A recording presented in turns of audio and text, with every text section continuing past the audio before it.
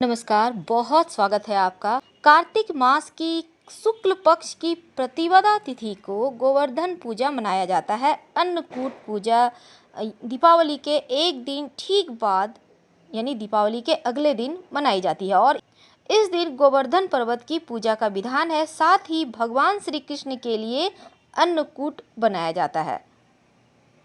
दोस्तों, गोवर्धन पूजा के दिन भगवान श्री कृष्ण गोवर्धन पर्वत और गायों की पूजा का विधान है। इतना ही नहीं, इस दिन 56 या 108 तरह के पकवान बनाकर भगवान श्री कृष्ण को भोग लगाया जाता है। इन पकवानों को अन्नकूट कहा जाता है। ऐसी मान्यता है कि ब्रजवासियों की रक्षा के लिए भगवान श्री कृष्ण ने अपनी दिव्य शक्ति से विशाल गोवर्धन पर्वत को छोटी उंगली में उठाकर हजारों जीव जंतुओं और इंसानी जिंदगियों को भगवान इंद्र के कोप से बचाया था। यानी भगवान श्री कृष्ण ने देवराज इंद्र के घमंड को चूर चूर कर गोवर्धन पर्वत की पूजा की थी। इस दिन लोग अपने घरों में गाय के गोबर से गोवर्धन बनाते हैं। वैसे तो इस दिन गाय को खिलाने का भी विधान है। हम आपको आगे बताएंगे, वीडियो के अंत तक बने रहें।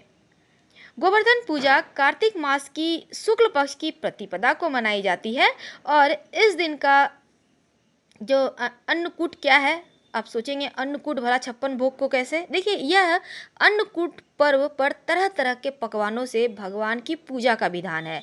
अन्नकूट का मतलब होता है अन्न का समूह और तरह तरह की मिठाइयों पकवानों से भगवान श्री कृष्ण को भोग लगाते हैं।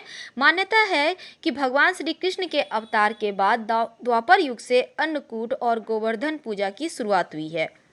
एक बार इंद्र अभिमान में चूर हो गए और 7 दिन तक लगातार बारिश करने लगे। तब भगवान श्री कृष्ण ने उनके अहंकार को तोड़ने और जनता की रक्षा के लिए गोवर्धन पर्वत को ही उंगली पर उठा लिया था। बाद में इंद्र को क्षमा याचना करनी पड़ी। कहा जाता है कि उस दिन के बाद से गोवर्धन की पूजा शुरुआत हो गई। गोवर्धन की पूजा की विधि वैसे तो हमारा टॉपिक नहीं है, लेकिन फिर भी हम बता देते हैं अगर आपको चाहिए होगा तो। गोवर्धन पूजा के दिन सुबह सुबह उठकर शरीर में तेल लगाकर नहाना चाहिए। फिर आप धुले हुए वस्त्र पहने अपने भगवान को याद करें। घर के मुख्य दरवाजे के सामने गाय के गोबर से गोवर्धन पर्वत बनाएं।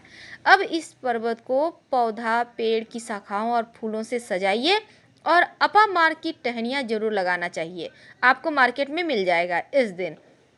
अब पर्वत पर रोली कुमकुम अक्षत और पुष्प अर्पित करें। हाथ जोड़कर प्रार्थना करें।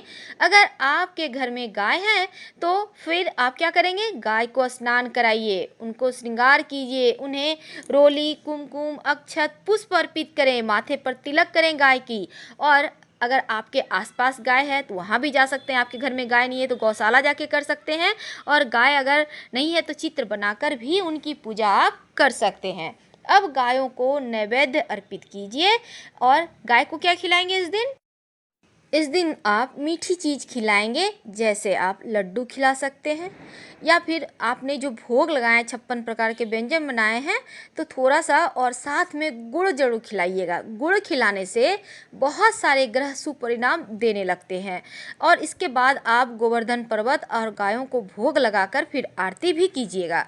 जिन गायों को आपने पूजा किया है उनसे जो गोबर होगा उससे गोवर्धन पर्वत का मर्दन कराएं। यानी कि अपने द्वारा जो भी ये जो आप पर्वत पर गाय को चलवाइए या फिर उस गोबर से घर आंगन लीपें और फिर 7 परिक्रमा कीजिएगा पूजा के बाद।